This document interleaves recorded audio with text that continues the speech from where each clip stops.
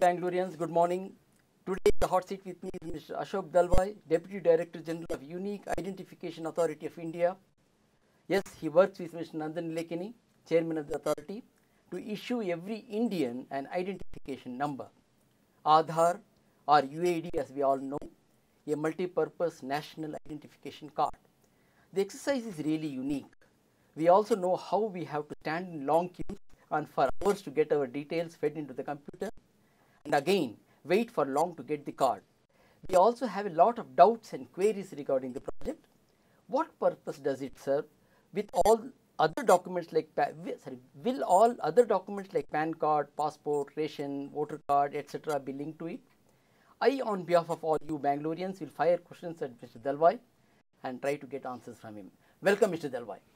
Thank you very much, Mr. Balram, and it's a pleasure seeing you again after a long time. Thank you. Mr. Dalwai, what exactly is Aadhaar or UID? What purpose does it serve? I would like to share with all the Bangaloreans that we have what is called a Unique Identification Authority of India, in short UIDAI, and this has been mandated by Government of India to issue a unique identity number. So the first amendment I think I would like to make to your introduction is that we don't issue a card, we issue a number, and that is a unique identity number. And this number is to establish the identity of every resident in this country. That means we are really going beyond the citizenship also. And second mandate is of course to provide an authenticity.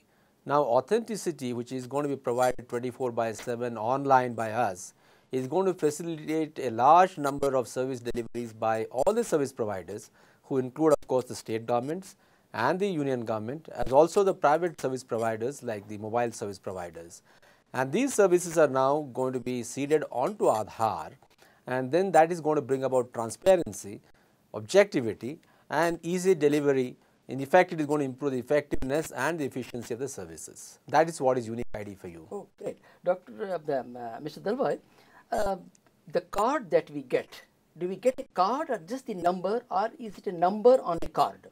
Yeah, we send out what is called an Aadhaar letter.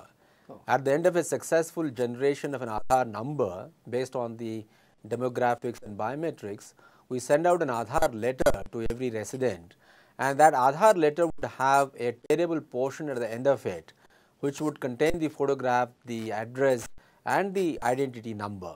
Now this is just a number, though it is a card which people can laminate and keep it, but then we in effect call it a number, and it is a number that people are supposed to and expected to remember. So it is not an ID card as such. Certainly, it is not an identity card, and we have taken a conscious decision not to issue a card. In many other countries where they do similar program, they tend to issue a card. Don't you think it would be better to have a card? People tend to forget numbers. It won't be that way, because see, the card itself is a very commercial usage. That card itself can cost you a hell lot of money, and the card can be manipulated, it can be maneuvered, there can be fake cards.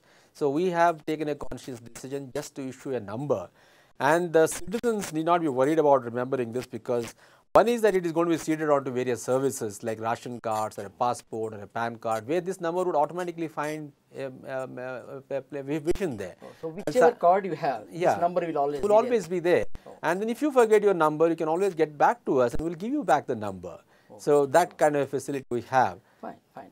Mr. Dalwai, is it compulsory? Should every Indian have this number? One is that it is a voluntary approach. We are very clear that we are not making it mandatory or compulsory for everybody to have an ID number.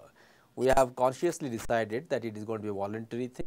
So if any resident would like to have a unique identity number, which is called Aadhaar in short, he is welcome to deliver his demographic data and the biometrics as per our mandate, and then he gets an Aadhaar number based on what is called deduplication of the biometrics. Oh. So that means I need not have a number. Not necessary. But it's better to have a number. Yeah, it would be advisable, I guess, because we are expecting the service providers to link their services to Aadhaar number. The reason being that today the services are not reaching to the target group, and there are people who are supposed to get it or not getting it, for example ration cards, and on the other hand there are people who should not be getting more than one but get more than one. So, when it is linked to Aadhaar number, then it will ensure that there is only one entitlement that every citizen is actually availing himself of. That is the uniqueness about this Aadhaar number. So, better to have this number, this is what you are saying. Yes, it is certainly advisable to have it. So, it is not compulsory. Yes, from the authority side, I would like to reiterate that it is not compulsory. Mr. Dalwai, wasn't it initially meant only for those below poverty line to help them get government benefits? Why everyone then? You are right. I think you have really understood the philosophy of this. When this was first thought of by the Planning Commission, they were more concerned about reaching out to the target group, which is mostly living below the poverty line, because large number of services, subsidies linked to that are being delivered by Government of India and also the state governments to the people, but unfortunately all of them are not reaching out. So, the concern was, how do we ensure that effective targeting happens? And then they thought that if we have a unique identity number which is based on a biometric platform, then we will be able to establish an identity and link the services to that and reach out to the people. That was the beginning.